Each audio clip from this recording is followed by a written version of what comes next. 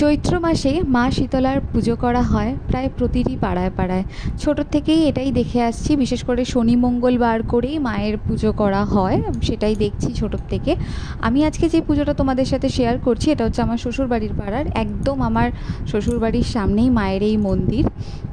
তো মিহু তো যাবে বলে মন্দিরে সকাল থেকেই স্নান টান করে একদম রেডি, আর জোরে জোরে গান বাজছে মন্দির থেকে শুনতে পাচ্ছে ও, আর ওর তো ঘরে আর মন টিকছে না, তো ও তো একদম রেডি। কিন্তু আমি নিয়ে যাব, তার আগে অনেকেই আসলে ডালা দিতে এসে, যেহেতু একদম ঘরের সামনে পুজো, অনেকেই আসছে আমাদের সাথে দেখা করতে। এমনি সময় তো আর আসা হয় না, সব সময় আসা যাওয়া হয় না, তো অনেকেই এসছে। আর কুলো নিয়ে যে সময়টা এসেছিলো আমি ওই সময়টা কোনো ভিডিও করতে পারিনি, কেন কি ওই সময়টা অনেক নিয়ম থাকে, ওই জায়গাটায় জল ঢালতে হয়, কুলোটা যেখানে বসানো হয়, সিঁদুর দেওয়া হয়, সিঁদুর খেলা হয়, তো সেগুলো করতে গিয়ে কোনো ভিডিও আমি করতে পারিনি, তাই তোমাদের সাথে শেয়ার করতে পারলাম না। তারপর কুলো নিয়ে চলে যাওয়ার পর আমি মিহুকে নিয়ে মন্দিরে চলে গেছিলাম। মিহু তো গিয়ে যথারীতি ও যেটা করে, ওখানে গান বাজছে আর ও নাচ করতে শুরু করে দিয়েছে। সেটা করতে ওর একটু দেরি হয় না। অবশ্য মাকে প্রণাম করতেও ভোলেনি, মাকে প্রণাম সেরে তারপরেই নাচ শুরু করেছে। আর ভীষণ আনন্দ করেছে, খুব আনন্দ করেছে, বাড়ির সামনের পুজো। আর ওর তো গান চললে ওর আর কোনো কিছু লাগে না।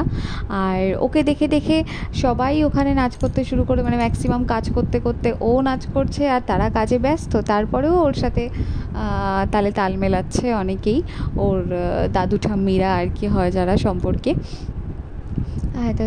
আর মিহুর খাবারটা আমি সকালে বানিয়ে নিয়েছিলাম, যেহেতু তোমরা জানবে যে শীতলা পুজোর দিন গ্যাস জ্বালাতে নেই, মানে আগুন জ্বালাতে নেই আর কি।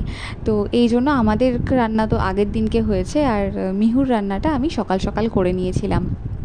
আর আমাদের জন্য ছিল পান্তা ভাত, ডালের বড়া, আলু ভাজা আর টক দই।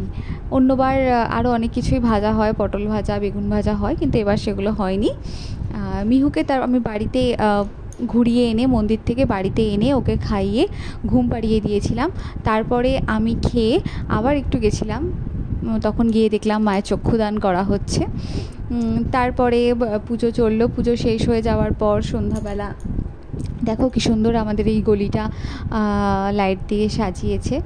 এটা এবার প্রথম হলো, শুধু মন্দিরটুকুই সাজানো হয়, এই রাস্তাটা সাজানো হয় না, এবার সাজানো হয়েছে, আর ভীষণই সুন্দর লাগছে।